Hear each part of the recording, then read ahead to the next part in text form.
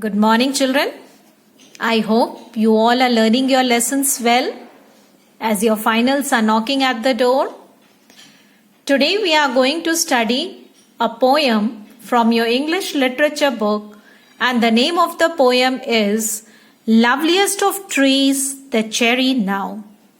I'll first read the poem and then explain it to you in detail. Loveliest of trees, the cherry now, is hung with bloom along the bough, and stands about the woodland ride, wearing white for Eastertide. Now, of my 80 and 10, 20 will not come again, and take from 70 springs a score, it only leaves me 50 more. And since, to look at things in bloom, 50 springs are little room. About the woodlands I will go to see the cherry hung with snow. Now this poem has been written by a great scholar and a poet named A.E. Housman. He was born in the year 1859 and died in the year 1936. He has written a number of poems in his book named A Shropshire Lad, which was published in the year 1896. And this poem is one among them. Here the poet has tried to convey the message that life is very short. We must live our lives, enjoy it to our fullest. Now let's read the poem stanza-wise and then understand it. Loveliest of trees, the cherry now, is hung with bloom along the bough, and stands about the woodland ride, wearing white for Eastertide. Here, bough means a large branch of a tree.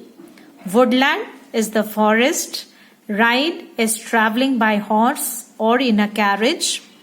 Eastertide, Easter is the festival of the Christians, which is celebrated in the spring season. In the first stanza, the poet is mesmerized by the beauty of the cherry trees.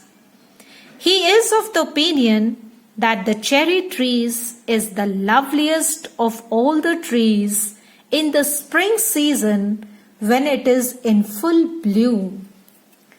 It is standing in the forest, and its blooming white flowers looks as if it is wearing a white dress welcoming the eve of Easter, which is a Christian festival celebrated in the month of March or April. Here, the poet reflects his deep love and concern for the cherry trees. He admires its beauty and wants to spend a lot of time in its company.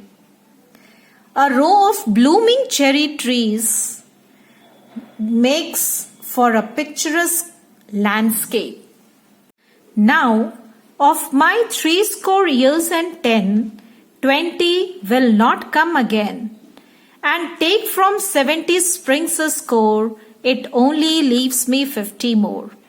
Children, a score is equal to 20. In this stanza, the poet talks about how short our lives are. He says that an average lifespan of a human is 70 years, and he is already 20 years. He realizes that he has only 50 years left to live and enjoy the beauty of the cherry trees in bloom. Now this entire stanza is about time. It is about the fleeting beauty of the blossoming of the cherry trees, because this blossom remains for a maximum of 2 weeks or less.